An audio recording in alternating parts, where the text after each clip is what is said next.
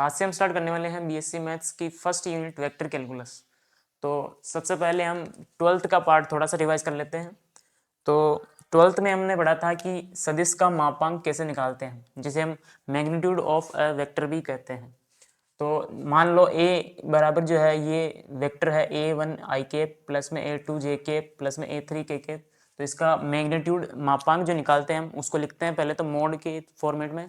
तो मोड का रिजल्ट जो हो जाएगा वो हो जाएगा इज इक्वल्स हो जाएगा अंडर रूट में इन सब कोफिशिएंट्स का स्क्वायर का सम करना है, मतलब a1 स्क्वायर प्लस में a2 स्क्वायर प्लस में a3 स्क्वायर और उसका अंडर रूट लेना है। तो इस तरह हम मापांक निकालेंगे। फिर देखते हैं हम यूनिट वेक्टर क्या होता है। यूनिट वेक्टर जिसे हम इकाई सदिश भी कहते हैं, यूनिट वेक्टर को हम एक कैप से डिनोट करते हैं, जिसका रिजल्ट होता है खुद वेक्टर और इसके अपॉन में आएगा मैग्नीट्यूड ऑफ ए। तो इस तरह ये यूनिट वेक्टर का फॉर्मूला हो जाएगा। फिर देखा था हमने ट्वेल्थ में अदिश गुणा स्केलर प्रोडक्ट जिसे हम डॉट प्रोडक्ट भी कहते हैं। तो इसका रिजल्ट होता है A dot B is equal to होता है mod A dot mod B cos theta. और यहाँ पे सेम यूनिट वेक्टर का जो डॉट प्रोडक्ट होता है उसका रिजल्ट 1 होता है, और डिफरेंट जो यूनिट वेक्टर्स है उनका अगर डॉट प्रोडक्ट लेते हैं तो उसका रिजल्ट 0 आता है। फिर देखा था हमने सदिश गुणा जिसे हम वेक्टर प्रोडक्ट या क्रॉस प्रोडक्ट भी कहते हैं, उसको हम लिखते हैं A cross B is equals to mod A dot mod B dot sine theta dot N cap. जहाँ पे एन कैप क्या है, एन कैप जो है ए और बी के लंबवत जो इकाई सदिश है वो एन कैप है, ठीक है। और अगर दो वेक्टर हमें इस तरह दिया जाए A is equals to A one I cap plus में a2 जे कैप प्लस में a3 के कैप और b is equals to b1 I cap plus में b2 जे कैप प्लस में b3 के कैप। तो इसका हम अगर क्रॉस प्रोडक्ट निकालना चाहते हैं, सदिश गुणा निकालना चाहते हैं, तो इस तरह निकालेंगे डिटर्मिनेंट फॉर्मेट में आई जे के लिखेंगे और इनके कोफिशिएंट्स जो है वो लिख देंगे, तो a1 a2 और a3, और इस दूसरे वेक्टर का लिख देंगे हम b1 b2 b3। इसको डिटर्मिनेंट को सोल्व करेंगे तो यहाँ पे अपना क्रॉस प्रोडक्ट आ जाएगा। फिर देखते हैं हम बॉक्स प्रोडक्ट जिसे हम बॉक्स गुणन भी कहते हैं, जिसको हम इस तरह लिखते हैं ए बी सी बॉक्स लगाएंगे फिर, और इसको सोल्व करने का तरीका है ए डॉट पहली वेक्टर फिर डॉट इन दोनों का क्रॉस प्रोडक्ट जिसे हम सदिश वेक्टर कहते हैं। तो फिर इसके बाद इसको हम इस तरह भी लिख सकते हैं, मतलब इन दोनों के बीच में क्रॉस भी लगा सकते हैं और इनके बीच में डॉट लगा सकते हैं, या फिर इन दोनों के बीच में क्रॉस लगा सकते हैं और इन दोनों के बीच में डॉट लगा सकते हैं, ठीक है।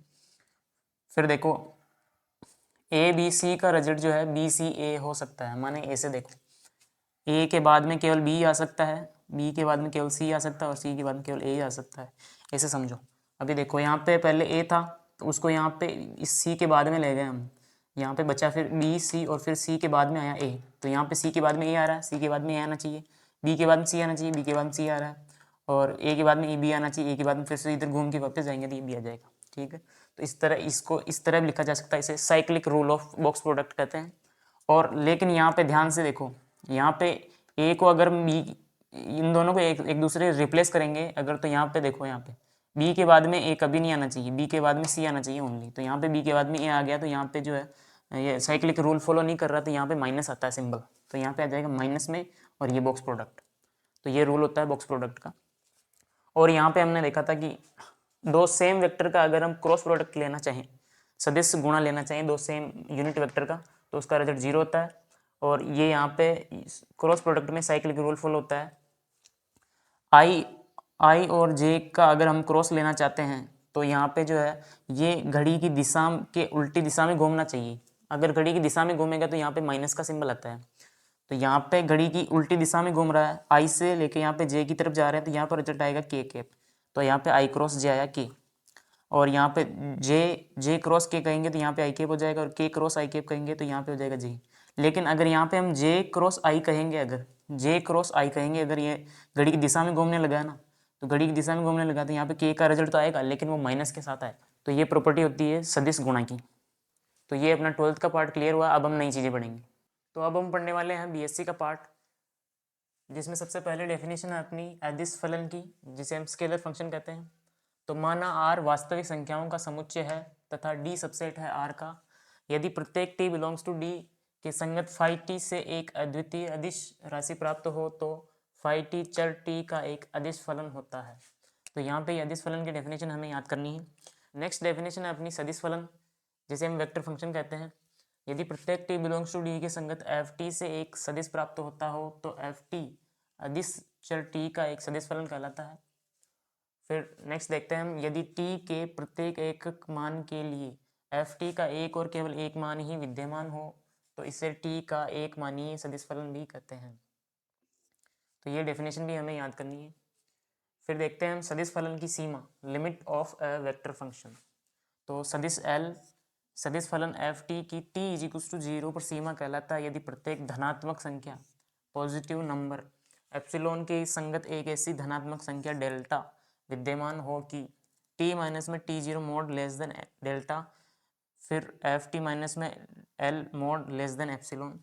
और इसे हम इस तरह भी लिख सकते हैं, limit T tends to T zero F T is equal to F L. तो ये डेफिनेशन अपने पार्ट ए में आ सकती है, तो इनको अच्छे से ध्यान से 2-3 बार पढ़ने पर याद हो जाएगी। तो नेक्स्ट डेफिनेशन है अपनी सदिश फलन की सातत्यता, continuity of a vector function. तो कोई सदिश फलन F T T is equal to 0 पर संतत कहलाता है यदि प्रत्येक धनात्मक संख्या एप्सिलॉन के संगत एक ऐसी धनात्मक संख्या डेल्टा विद्यमान हो कि टी माइनस में T zero mod less than delta, तब एफ टी माइनस में F T zero mod less than epsilon. तो इसको हम इस तरह भी लिख सकते हैं, limit T tends to T zero F T is equal to F T zero. तो इनको हमें अच्छे से याद करना है, 2-3 बार लिखोगे तो याद हो जाएगी। फिर देखते हैं हम नेक्स्ट डेफिनेशन जो कि है सदिश फलन का अवकलज derivative of a vector function. तो माना R is equal to F T जो है एक संतत एवं एक मानी फलन है, तब हम लिख सकते हैं R plus del R. Del R यहाँ पे जो है आर में हल्की सी वृद्धि है, तो यहाँ पे आर प्लस डेल आर हो जाएगा, और यहाँ पे भी टी में जो है वो हल्की सी वृद्धि हो जाएगी, तो टी प्लस डेल टी हो जाएगा। अब यहाँ पे आर को हमने इस तरफ भेजा और यहाँ पे हो जाएगा del R is equal to ये, और del R is equal to R की जगह हमने लिख दिया एफ टी, क्योंकि R is equal to F T है। तो यहाँ पे ये रिजल्ट आ चुका है। और यहाँ पे डेरिवेटिव निकालने का तरीका है, इसको हम लिखेंगे D R by D T. इसका रिजल्ट होता है limit del T tends to 0 del R upon में डेल टी बराबर में ये लिमिट ऐसी कैसी आ गई, और डेल आर का रिजल्ट यहाँ से रखेंगे हम पूरा, तो यहाँ पे ये आ जाएगा और नीचे डेल टी। तो ये हमें याद रखना है, इंपॉर्टेंट रिजल्ट है। डेरिवेटिव हमारे आगे भी काम आएगा, इसलिए याद करना है। फिर नेक्स्ट देखते हैं हम अचर सदिश कॉन्स्टेंट वेक्टर। तो जिस सदिश की दिशा एवं परिमाण दोनों ही अचर हो तो उसे हम अचर सदिश कहते हैं। और किसी भी कांस्टेंट वेक्टर अचर सदिश का जो डेरिवेटिव वो हमेशा 0 होता है, ये हमें ध्यान रखना है अच्छे से। तो यहाँ पे किसी भी, तो यहाँ पे हमने लिया आर इज इक्वल्स टू, तो यहाँ पे हमने लिया आर इज इक्वल्स टू सी, एक अचर सदिश है, तो उसका डेरिवेटिव क्या हो जाएगा 0।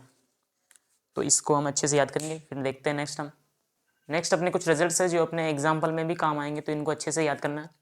तो फर्स्ट रिजल्ट है अपना D by D T A plus minus B is equals to D A upon में D T plus minus D B upon में डी टी। जस्ट क्या किया हमने, डिफरेंशिएशन कर दिया दोनों का, ए का भी और बी का भी, दोनों डिफरेंशिएशन कर दिया।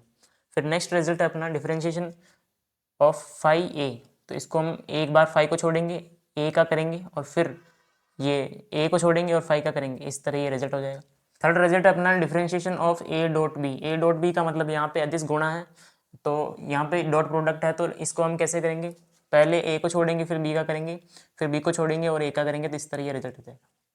फिर नेक्स्ट फोर्थ रिजल्ट है अपना differentiation of A cross B. A cross B मतलब सदिश वेक्टर। तो यहाँ पे ए को छोड़ेंगे और बी का करेंगे, और बी को छोड़ेंगे और ए का करेंगे, तो ये पे रिजल्ट आ जाएगा डिफरेंशिएशन करेंगे तो। फिर नेक्स्ट फिफ्थ रिजल्ट है अपना differentiation of box product. A B C का बॉक्स प्रोडक्ट का हमें डिफरेंशिएशन करना है, तो उसको कैसे करेंगे देखो।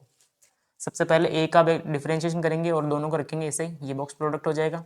फिर प्लस में इन दोनों को छोड़ेंगे और बी का करेंगे, फिर तीसरे में प्लस में करेंगे ए बी दोनों को छोड़ेंगे और सी का करेंगे, तो इस तरह ये पूरा बॉक्स प्रोडक्ट का डिफरेंशिएशन हम इस तरह करेंगे। फिर नेक्स्ट सिक्स्थ है अपना differentiation of A cross B cross C हो, तो हम इसको कैसे सॉल्व करेंगे देखो। सबसे पहले ए का करेंगे, इन दोनों को छोड़ा, फिर प्लस में ए को और सी को छोड़ा, बी का किया, फिर प्लस में ए को और बी को छोड़ा, सी का किया, तो इस तरह अपना डिफरेंशिएशन कंप्लीट हो जाएगा इस तरह। तो यहाँ पे हमारे ये सिक्स्थ रिजल्ट है जो हमें अच्छे से याद रखना है, क्योंकि हमारे एग्जाम्पल में बहुत ज़्यादा काम आएंगे। तो आज के लिए बस इतना ही, और कल हम कुछ थ्योरम्स करेंगे। Thank you.